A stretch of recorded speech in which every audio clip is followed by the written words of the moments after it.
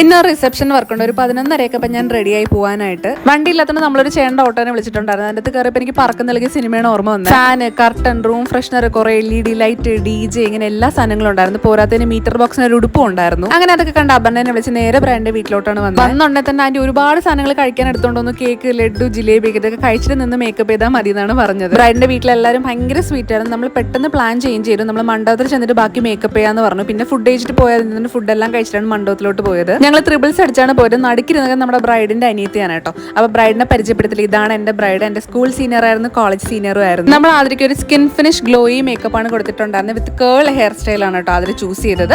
Extension വെച്ചിട്ടാണ് നമ്മൾ ചെയ്തത്. അപ്പൊ മേക്കപ്പ് എല്ലാവർക്കും ഇഷ്ടമായി. നിങ്ങൾക്ക് ഇഷ്ടമെങ്കിൽ തീർച്ചയായിട്ടും കമന്റ് ചെയ്യാൻ മറക്കണ്ട. അത് കഴിഞ്ഞ് നമ്മൾ പാറുക്കുട്ടിക്ക് മേക്കപ്പ് ചെയ്യാനായിട്ട് വന്നു. അപ്പൊ പാറുക്കുട്ടി ഓൾറെഡി മേക്കപ്പ് ഒക്കെ ചെയ്യുന്ന ഒരാളാണ് കേട്ടോ. അപ്പൊ നേരത്തെ ഹെയർ സ്റ്റൈലൊക്കെ ചൂസ് ചെയ്ത് വെച്ചിട്ടുണ്ടായിരുന്നു. അപ്പൊ അതിനനുസരിച്ചിട്ട് നമ്മളെല്ലാം ചെയ്തു കൊടുത്തു. ഫുഡ് കഴിച്ചിട്ട് പോയാൽ മതി എന്നാണ് അങ്കിളും അനിയും പറഞ്ഞിട്ടുണ്ടായിരുന്നത്. അങ്ങനെ പിന്നെ ഫുഡൊക്കെ കഴിച്ചിട്ടാണ് തിരിച്ച് വീട്ടിലോട്ട് വന്നത്.